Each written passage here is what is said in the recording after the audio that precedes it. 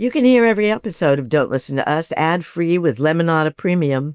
Just tap that subscribe button on Apple Podcasts or head to lemonadapremium.com to subscribe on any other app. That's lemonadapremium.com. It's a beautiful day in the neighborhood. Oh, you can't do any regular song? No, but you can get up to like 3 seconds without being sued. So that was perfect.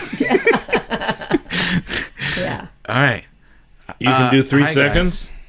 It's a beautiful day in the neighborhood. Yeah, that's how long you can sing a song without getting sued. You guys, you reading anything interesting, Dad? Reading? Yeah, what was the last book that you liked? That pops into your head? The Little Engine That Could. Wow. What's that about? Little engine was trying to get up the hill, and it was saying, I think I can, I think I can, I think I can. Whoa. And then eventually he couldn't he turned the page. There's the conflict. It's a page turner. That's the conflict. And the hill was big. The hill was big. And then he got up. And the reason I love this book is it is the only book I remember my father loving and telling me about when I was a little kid. Wow. I can't remember him talking about any other book. He wasn't a big reader because after he had his accident where he essentially broke his neck and then, had some trouble from it. I think reading disappeared. He had essentially a brain injury for a while. Had to learn how to walk and talk again and write with his other hand, etc. But that's a whole other story. But thank God he recovered and married my mother and had my sister and me. And wait, so what else happened in this book? Did he get to the top of the hill? You know what? I can get the book and read it to you. Yes, he does. The Little Engine That Could gets to the top of the hill. I thought I said that. Oh, he gets to the top. Yeah. Eventually, he gets there. I was just worried. I didn't know. No, it's a page turner. Where is he going to get? Well, every book is a page turner. That's how books That's right. work. Yeah. I go to sleep with literally 3 New Yorkers now because I don't have time to read them as they come. Oh, let's talk about some of the New York cartoons. You love talking about that. I'm not done talking. So there's about the difference. Dad is reading The Little Engine That Could. You're reading 3 New Yorkers at the same time. And I just finished Judith Vior's latest book. Called With What's Left, or It's Too Late to Reupholster the Furniture. I think because she's 94 years old, and she's yeah. written so many. She wrote my favorite children's book. She also wrote a great book called Necessary Losses. She is really encouraging, and I love it because she reminds me of how young I am comparatively. I think we've just learned that the title of this podcast should not just be Don't Listen to Us, but it should have one of those parentheses underneath it. Don't listen to us, or the intellectual and the idiot. No. Oh, my God. Mandy. That is so dumb. Dad, he's one of the smartest friggin' people I know. He's the but smartest he knows idiot I know. Yeah. He's looking for compliments. Really. Actually, speaking of the name of the podcast, we should introduce it. Oh, yeah. It's welcome to Don't Listen to Us. Don't listen to us. Our Take It or Leave It advice show. Yeah. Multi-generational. Who are we? Introduce yourselves. I'm Kathryn Grody, wife for 47 years of Mandy Patinkin, and you are my That's your identity? youngest son. Wife of Mandy Patinkin? No, I'm That's who Kathryn you are? Grody, a person in her own right. Great. Hey, Dad, who are you? I'm Mandy Grody, and Gideon's daddy. Okay. And I am just a guy behind the microphone. I'm survivor child. I'm Gideon Grody Patinkin, son of these two people. Well, thanks for joining us. We want to get into a first listener question today from Willie. It's a voice note. So, Mom, Dad, if you can put your headphones on here, and we will listen to our note from Willie. Hi, I'm Willie Conway. I'm a survivor twice, ovarian cancer 2011 and breast cancer 2023. I celebrate life every day. I enjoy your family so much. You remind me of my house growing up. Since my dad passed in December 2006 and my mom died in August 2009, my life changed. I live with my best friend now. She brings laughter and joy to my heart. Question: why does the mind feel it does not match the age we are? I'm a kid at heart. That's the good fortune of being a human being. I think her name is Willie. Yeah. She has one of the great voices I've ever Isn't heard. that great? She should be a reader for Winnie the Pooh. You remember that that actress, that English actress read not Winnie, but I forget the other character. Just the greatest reader, and I thought it was her for a minute on the message. So, what do you guys think? Why does the mind not match the age we feel? Because, as a friend of mine once said, Willie, that you want to feel the way you do when you're 21, when you're 31, when you're 41, when you're 51, when you're 61, when you're 71, 81, 91, 101, 120. And so I think it's the greatest gift in the world that you feel like a kid. That's great. There are times I wish I felt like I was 18. And I'll say to Kathryn, you know, I worry about myself sometimes because I just don't feel I have the hunger or the direction or the appetite for everything that drove me when I met you, when we just got started. Partly because some of it was dreams or, whatever it was that I wanted to do, make a family, have a career, this and that. And if that went all right, I guess I did it, so I don't need to go. It's been done. I don't need to go down that path again. I want to try other paths in the woods. But I just think it's great to feel, I don't care if your knees or legs or hips or shoulders or neck or whatever aren't working. I feel the most important thing is that you feel like you're young, that you feel like you're a kid. And I think we are kids till the moment we die. I think it's one of the greatest gifts you've been given as a human being. Well, it's a really strange thing, Willie, because the kid that you were is inside of you. Always. It's always there. And it's always a shock if you are feeling very energized and very curious when somebody will look at you and not immediately see that curiosity or that energy or that verve, and just assume some cliche about your age. I think your attitude is the most important thing. Yep, you're lucky if you have health and mobility, but your attitude and your curiosity is what keeps your brain and your mind active and going forward, whatever's happening with your body. Do you feel like a kid at heart, Mom? I don't even know what that means, to tell you the truth. A kid at heart. I don't feel like a kid right now, but I do feel that I'm not finished, that I'm not all done, that this is not, the end of who I'm going to be, right. Implying some years long now finished package.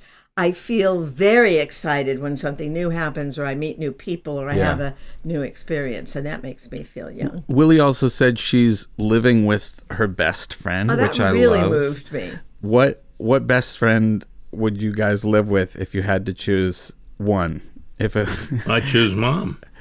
Well, that's cheating. I had a great friend of many, many years, and we always talked about how we'd live together when we were ancient. That's actually very sweet, Dad. That's not cheating. Yeah. You're allowed. Yeah. I mean, I love the idea. I heard about this recently with somebody else too. I think that's a wonderful way of making family according to what your needs are and your definition. It's not just blood kin or who you're married to, but an expanded idea of who makes you feel good as family. I'd live with my dog. Yeah. So I'm you first. Do live with your best Becky second. No, you get something first. Dad. You're first. Something Dad has talked about a lot is this idea of like, he wishes everyone would find a companion in life. And sometimes, I've challenged you when that's skewing romantic to be like, not everybody wants a romantic partner. Not everybody wants to settle down. Some people aren't interested at all. But then you've shifted that to like, well, I don't care then. Even just a friend, and I do think as time goes on and we share different ways of living with each other and in community, that hopefully we'll see more people who are living with their friends, not because they couldn't find a partner or something else, but just because it's choice. Awesome and they love it. I care too much about my friends to do me to them. I would not do that. I would to my enemies. I'd go live with my enemies. That's what I would do. If mom left me, God forbid, I would go live with my enemies. This word community is so interesting. You never heard people talk about community before. Yeah, it's hip, it's hot. Totally in. There's intergenerational communities, intentional communities all across the country of, older people that have either lost partners or want to live with younger kids where you have your own separate places and you share. But I think it's also something that everyone is talking about and wanting and is very in the zeitgeist. But it's one thing to have it as an idea and aspire towards it, and it's another thing with the complexity of being in it and being accountable to one. I don't like the idea. I don't want to be in a community. Well, you live in one. I tried to avoid aspects of it. Yeah. Well, that's part of being a community member. You feel sometimes that the word community makes you go, ugh. I avoid it like the plague. I'm not into it. Yeah. I do feel in commune with people who have moral, ethical ideas that are similar to mine, care about humanity in a way I care about humanity, the world. I want to see, as others, thank God, want to see the end to war and starvation and hatred. And thank God I'm not alone in that community, and that there are millions and millions, and it's growing every second, every day. So that feels more of like a global. Yeah, but that doesn't feel like a community. When I hear the word community, I'll tell you, you talk about age earlier. There's a lot of talk about, well, let's move over. Well, maybe this, because it's like an elder community or a planned, what's the phrase they use? Intentional community. Yeah. Meaning, that you'll all take care of each other. Well, I certainly think that's a good thing. And I'm really glad that anybody who needs that has it. And I may need it at one point, but I don't want, I'm going to just be a little stupid and not plan for it. Yeah. Well, you also have the privilege of like having money to get the care that you need when you're older, right? That can still keep you in your home and in your privacy if you need. I think a lot of people who seek that later in life don't have access to that. But also, tell me if I'm right here, is part of your aversion to the word and the concept the feeling of being stuck with people that you don't want to be around? Yep. Yep. And I think that's what's cool about what Mom's saying, and kind of the idea of how broad that can be, is that there's so many different versions of it, and that in some places, how people are living together leaves plenty of space for people to be alone a lot or have their own room. Yeah, but it's still challenging if you're living like at a monastery, or like Uncle Mike, he lived in a monastery and he had a lot of people. You had to get along with a lot of people, and he you lived nearby. But I'd listen to Uncle Mike talk about, there were good aspects to it and very, very challenging ones. Uncle Mike was our uncle brother-in-law, brother monk, who was monk, Zen Buddhist monk at Mount Tremper Monastery in New York, and was a very, very, very close person to us. So he might come up often. Oh, you know what? All right, wait. One quick thing is, Mom said that who all in the family, who the producer, and he produced The Princess Bride, Norman Lear. Norman Lear. What did he say to you about talking to people? I'm as old as the person I'm talking to. Oh, that was a great thing. I forgot about that. Norman Lear was asked, like when he was 100, how old he felt. And he said, I feel as old as whoever I'm talking to. I love that. Thank you, Willie.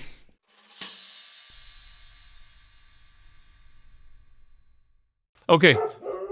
Wait a minute. There's Becky. She wants to be in the ad. Okay, she can be in the ad. Do you have dog These phones? are great JLab headphones. Few people know this. They're the most unique earphones for dogs. right. And dogs have very sensitive ears. So this is the one you want to get if you have a dog. Which model did you get? I got them all. My favorite one is this one, the Epic Open Sport. Epic Open Sport comes in this incredible little case, and it's fun here. Wait a minute, I can even show you this. I just had the thing because I was charging my stuff earlier. Look, you take a UBC. It's what this is called. Look at me with all my language here. UBC. Is that called? What's it called? UBC. That's just 100% wrong. USB-C. That's the port. That's the plug. USB-C. USB-C, and then it lights up. You see when it's all lit up. And then you have it. You open it up. You open it up. Has a nice little case. But Dad, tell me how the actual headphones feel in your actual ear holes, playing actual ear sound. I put them in immediately, and I love it. Takes me away from the noise in my head and puts the music in my being. Look for the blue box at retailers everywhere, or you can shop jlab.com and use code DON'TLISTEN for 15% off your order today. And always keep the JLab tune in your head. J-L-A-B, JLab. That's the headphone just for me. And if they use that, I'll make them pay. Next listener question. We've got another great voice and a voice message from Maria. So if you guys want to put your headphones in, we'll hear this one. Hi, Mandy and Kathryn. My name is Maria, and I'm from Sydney, Australia. I love idea that you will have a new podcast simply because I laugh so much with your videos. They are very real. It's just alive how it is, not how people would imagine be for somebody famous like you are. I have a very simple question for your podcast, and I'm very excited about that. How you still have so much fun with each other, and how you manage to be not so serious about the life and all of us getting older? Very good question, and I will let my wife go first because she's smarter than me. I think, it's funny. We had a very brilliant friend named Mark Harrington who got struck by melanoma at a way too early age. And when he was really on his last few days, he asked us to come to see us. And he said he had something really important to say, and we were ready for some very philosophical, maybe incomprehensible thing from this brilliant guy. And with all his strength, Maria, he said, have fun. And it's been one of those punctuations for our lives. There's a lot of sorrow in our lives, in the world. And I think one of the things that rebuts it and an act of resistance is to find joy and fun. Anyway, we are an animal that can have fun.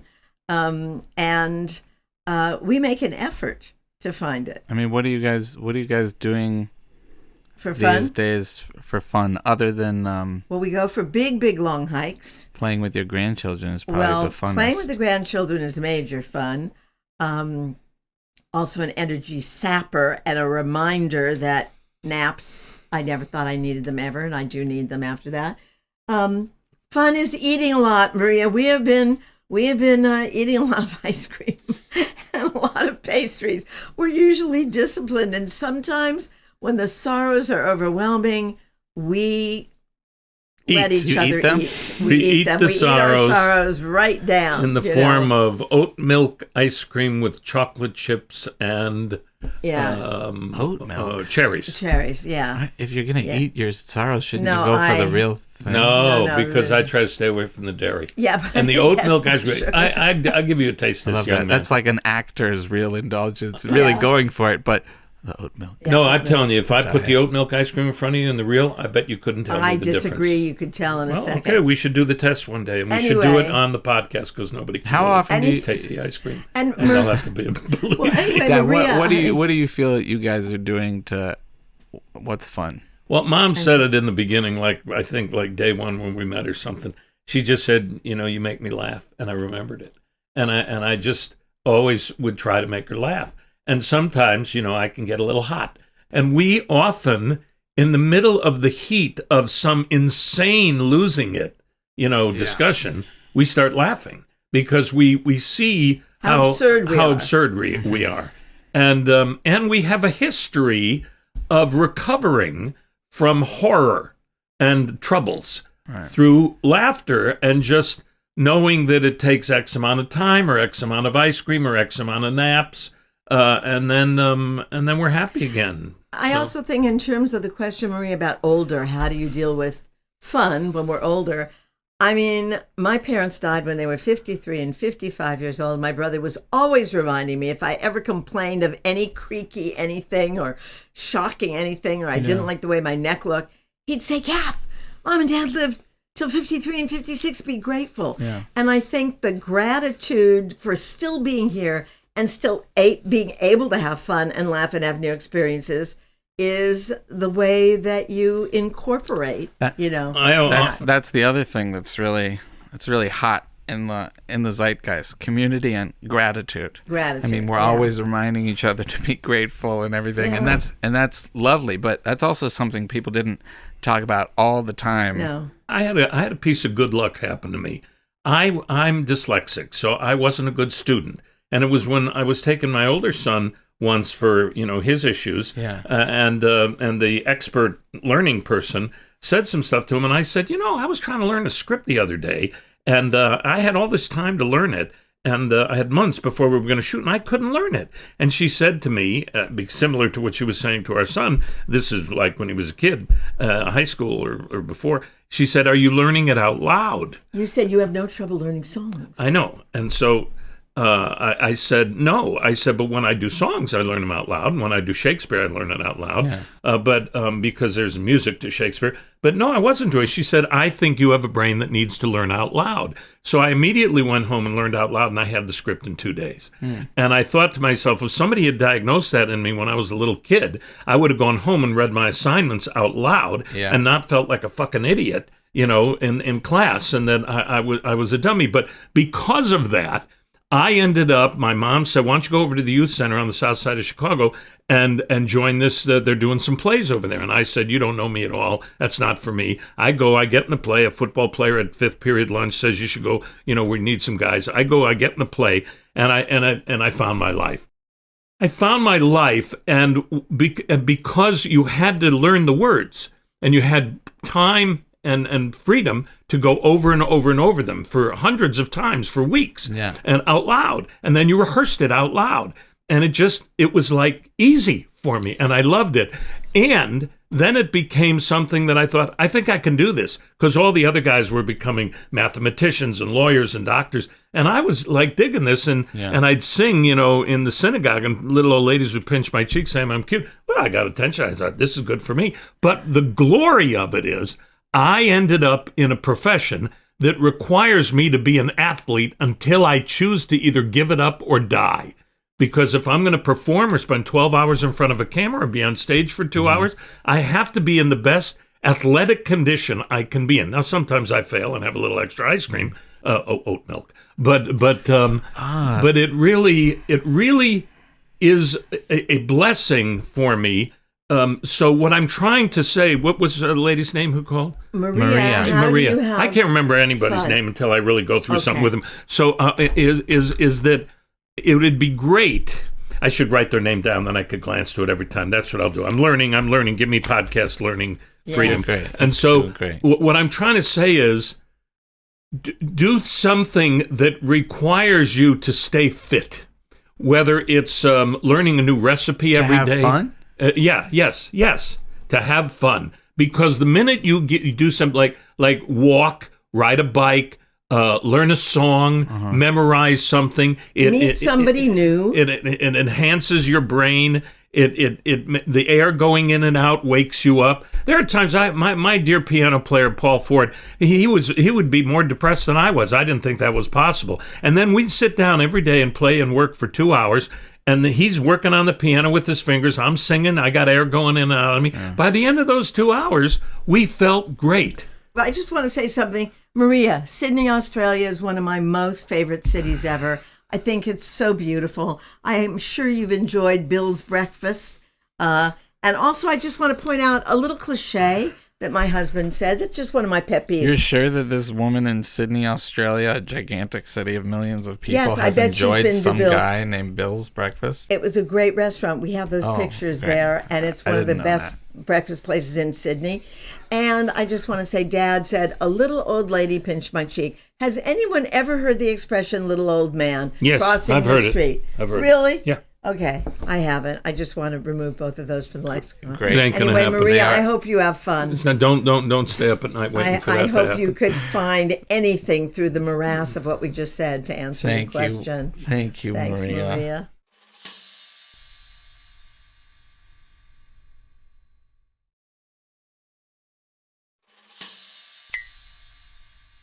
All right.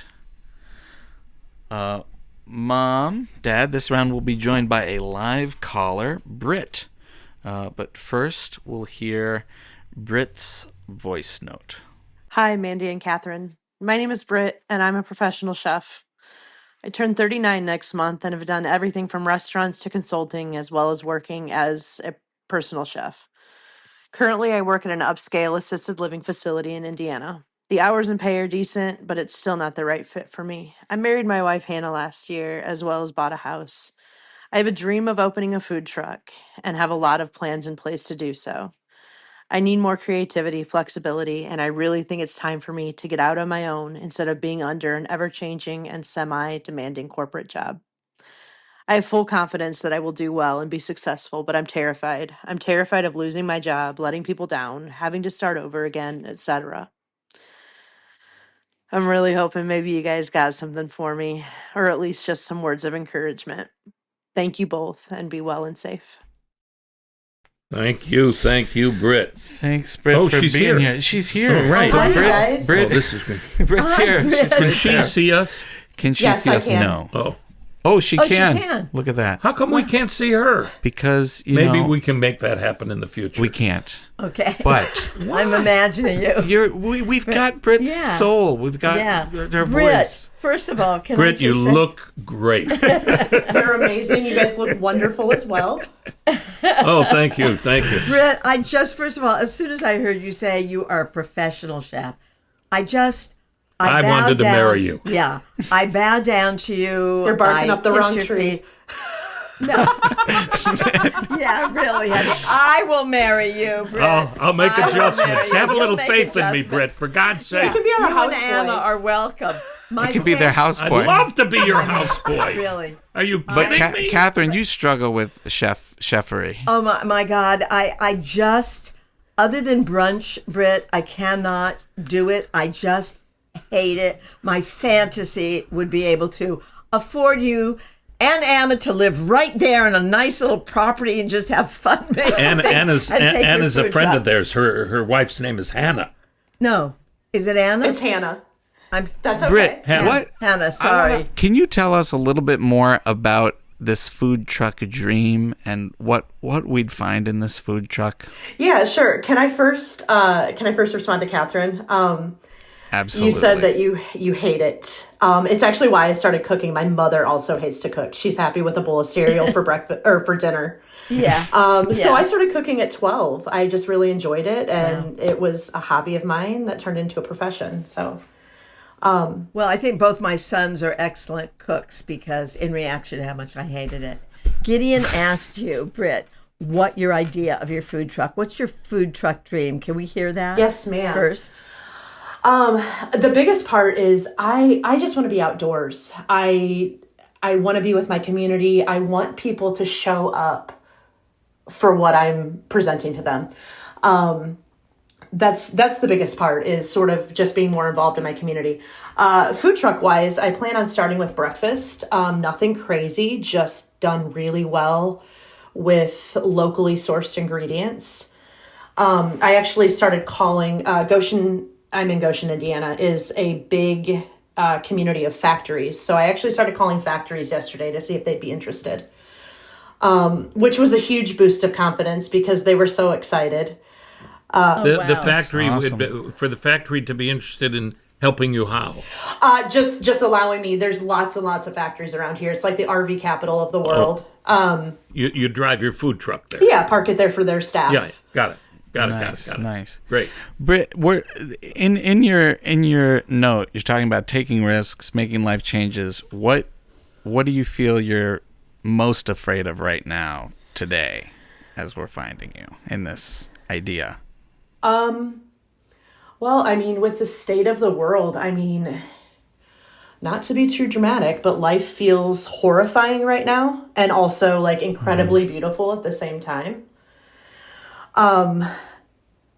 My fear is taking a chance, not only on myself, but as an independent worker, kind of away from corporations.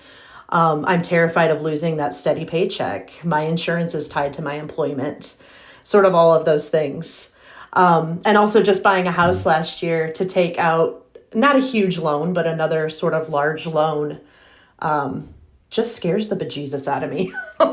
Look, you got to crunch the numbers and use your ingenuity and creativity. Yes, sir. To try to figure out how to insure yourself so you have health care. This country's got its head up its ass in terms of not giving health care to our citizens. And one day, hopefully, we will all fix that if we work together and never give up.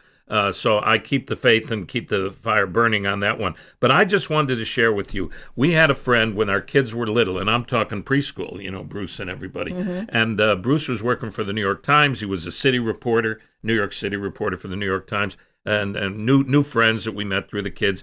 And he got canned for whatever reason, and he thought his life was over. And we were about 30-something. We were mid-30s. And I remember we went to this restaurant. I remember sitting there and I went, Bruce, what are you talking about? You need the actor's life. The actor's life is every job is over before you walk in for the first day. And I've always wished the actor's mentality for my corporate friends so that they wouldn't be afraid of the job ending. They'd be afraid of it continuing. Because the glory of it ending is then you go to a new job, new experience, new people.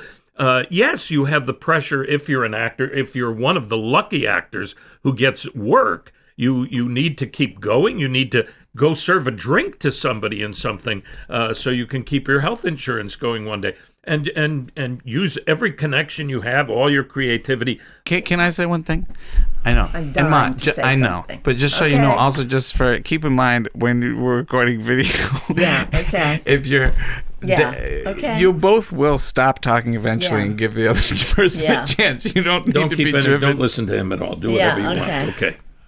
Right, can I say That's something? the name of the Brett? show. No, I don't wanna listen to us. wait. Don't listen to him. Okay. Do whatever the Okay. fuck you want. I'm just saying, you mentioned Bruce Frankel. Yes. Bruce Frankel went on to write I just said Bruce. I didn't say Frank. Okay, well, it's fine. Okay. Bruce Frankel went on to write a book called What Should I Do with the Rest of My Life? Yes. There you go. And it featured people really over 60 years old who made radical different life choices. Bravo. I love with that. all different kinds of resources and experiences, and exploring the support that they found, the courage that it took, how doing something new later in life changed brain chemistry, and that there's tons of people who are taking these leaps and risks, not just in their 20s and 30s, but in their 40s, 50s, 60s, 70s. Read Bruce Frankel's book, Brit. I just Heard that. Britt, I want to say three things. I know 39 is somehow this very significant number. I'm not sure why, because my writing life and my solo show life started when I was 43 years old. That's when I first wrote an answer that I felt needed speaking to when somebody asked me when I had my second son, was I working now or just staying home having fun? and I decided to answer that theatrically, which I did. So for me, my 40s and 50s were the beginnings of all sorts of new things. How supportive is your wife about your doing this idea? Does she think you should go ahead and do it, or is she also anxious about it? Both. Hannah is 12 years younger than I am, so she's in her late 20s. And I think it's been hard for her to wrap her brain around. Because I think for our whole lives, we've been told that our option is to get a job, not really to create. Right. My big question to both of you is it more scary not to take the risk? If you don't take the risk now, I think it's incredibly amazing that you have the foresight to go to factories that surround where you live and just find out if they're interested or not. I mean, that strikes me as really having a lot of creativity and ingenuity. You already know they're enthusiastic about it. Kathryn used to always say to me, let's hold hands and jump off the cliff.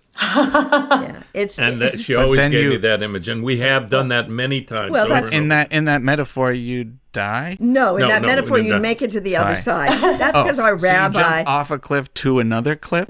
You go over the canyon. You take a leap. It's called a leap of faith, Gideon. I know, but what are you? You're leaping onto a platform. No, you take a chance. You take a big chance, and you jump off a cliff, and you see where you land. So Here's the great news, Brit. I'm not listening to my son. Here's the great news, Brit.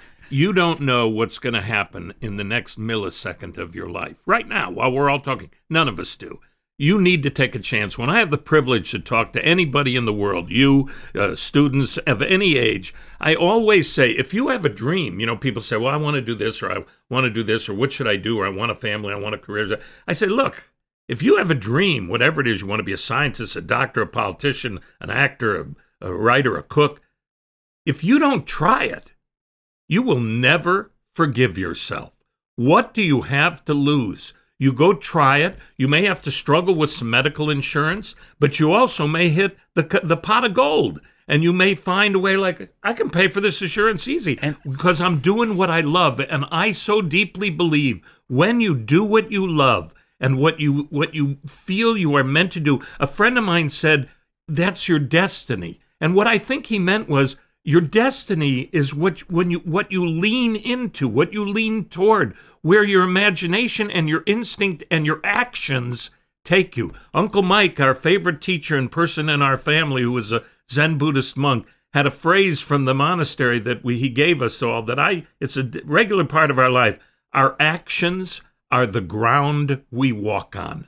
So if you have that instinct to take a different action in your life, take it. You're a baby right now. What's the worst that can happen? Well, Dad, I think that's a beautiful, beautiful sentiment and a very powerful one.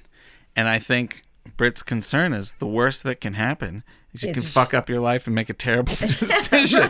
Well, then you'll make a new decision. Yeah, and then you make a new decision. But I also think it's interesting because you've taken a lot of risks in your life for a while. I've seen you do that. I've seen you be very brave in a lot of different ways.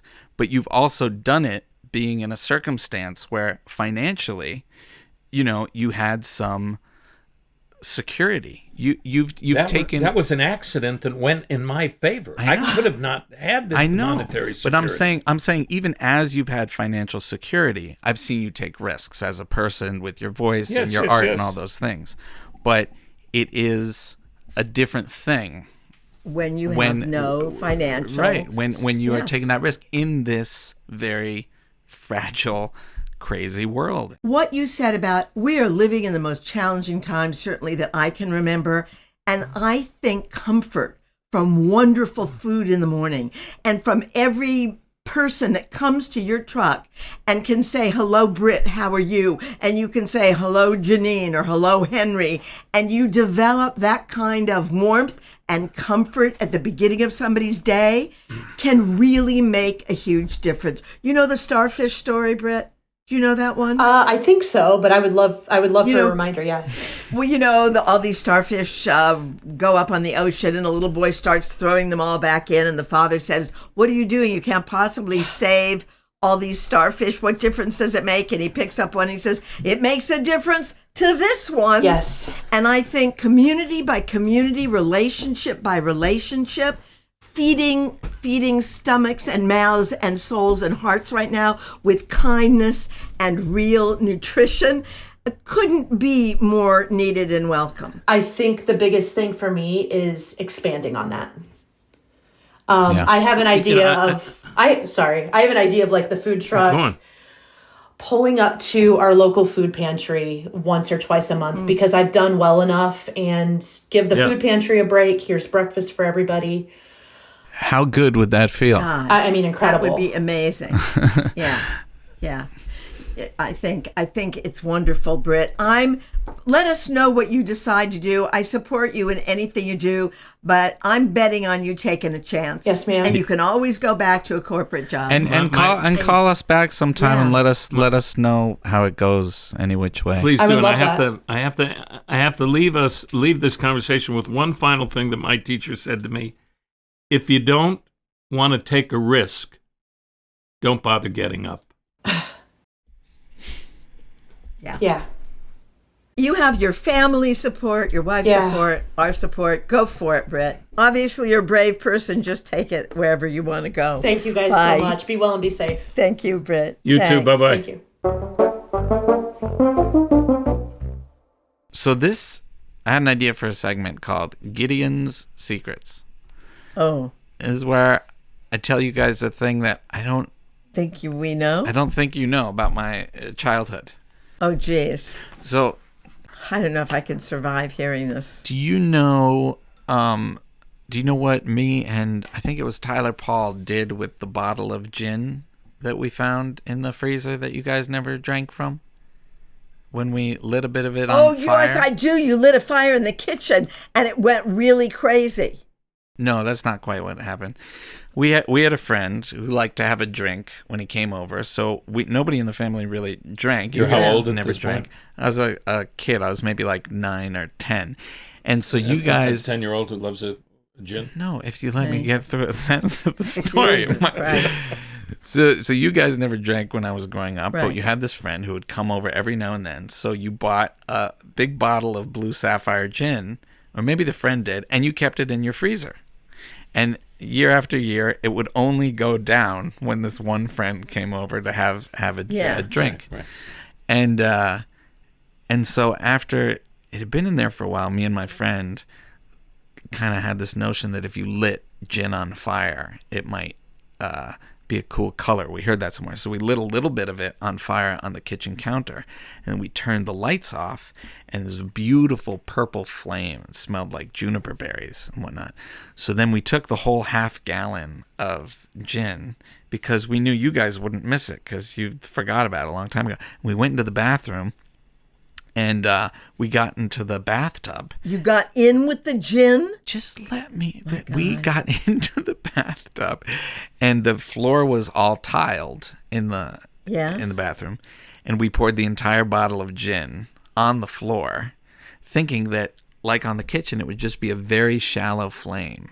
And we threw a match on the gin, and the flames immediately went high up above us. And we laid on each other's bodies in the bathtub crying as flames engulfed the entire bathroom. Yeah, this is bullshit. No. And the tile went up the bathroom walls just about like 2 or 3 feet, but the flames went like 4 feet. And we were crying in the bathtub, like freaking out, holding each other, thinking that we were going to burn to death. We were, left alone at home having a play date. And the walls turned black, but then the alcohol burned off, and it went down pretty quick, and it was really hot in there. And then we spent the entire rest of our play date furiously scrubbing the walls to get the black soot off. This is a lie. No, it is not a lie. I totally believe so this. that we wouldn't get in trouble, and we threw the bottle out, and you guys never knew. I believe it totally. You don't believe that I would have been that stupid, or that I would have survived? I don't think that you could have hidden that kind of fire damage. from us. From I think us, he could have. I don't think you could have. It was the flame lasted very short time. Where the heck was I? Or there was nobody around? You were both by yourself in that apartment? You must have been older than 9. Is Becky still behind you guys? 10 or 11. She's right on the floor. She wanted the cold floor. Oh, Yeah. nice. What is Tyler? How did Tyler Paul do? Is he a teacher or something? I don't know what happened to him. But there was He's running a burn unit in. There were a lot of things like that happened that I thought I'd tell you about in my 20s and then forgot to. What do you have? Well, I don't know. I stabbed myself with a knife one time in my thigh and didn't want to tell you about the wound, and so I was a young kid and just putting all these bandages, and I was afraid of getting in trouble, even though I didn't get in trouble a lot. Do you guys have a thing that you did when you were a kid that you kept as a big secret from your parents because you were worried you'd get in trouble? Yeah, I have my famous story of every Wednesday we went to Phil Schmidt's over the Indiana Skyway, where my grandma Celia loved to eat and order perch with meat. I want the perch with no bones. And then we would go there, and it was when you'd get light bulbs in the grocery store, and then you'd return the dead light bulbs in a brown paper bag.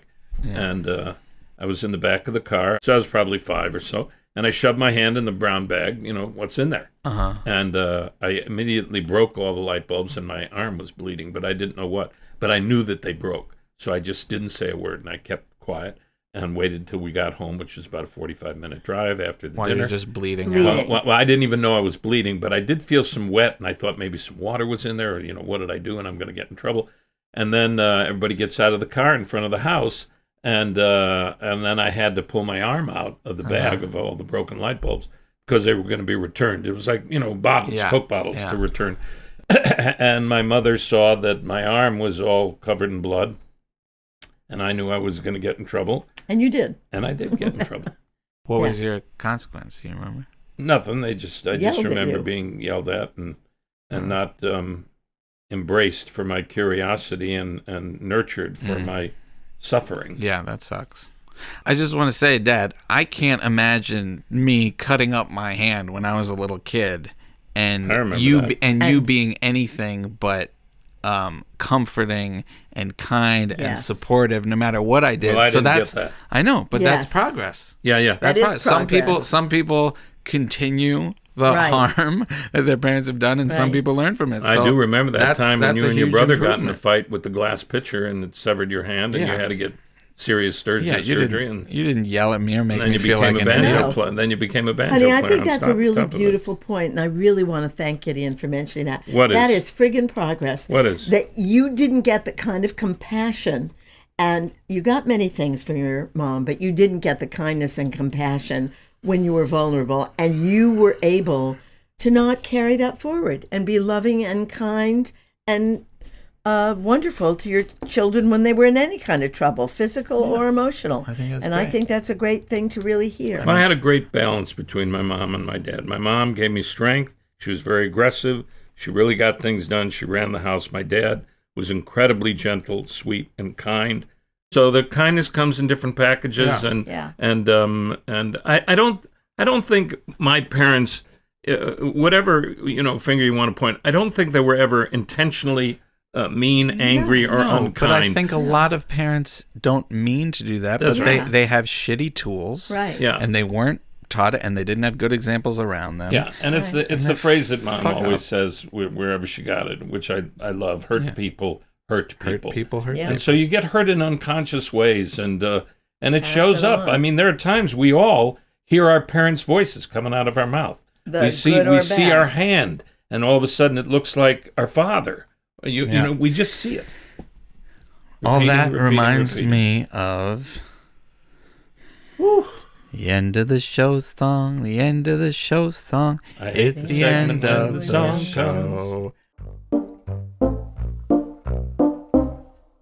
Thanks for tuning in, everybody. We want to hear from you. More questions, stories. If you got any, DIY house problem fixes you're trying to figure out, weird things you stepped on in the grass, really anything. We'd love to hear from you. Also, call us and tell us if you disagree with something you heard one of us say.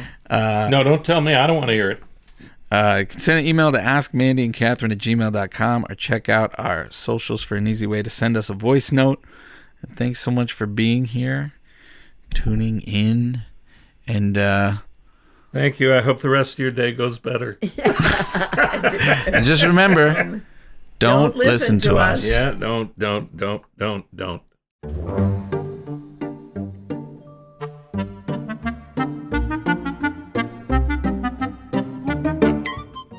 Don't Listen to Us is a Lemonada Media original, hosted by Mandy Patinkin, Kathryn Grody, and Gideon Grody Patinkin.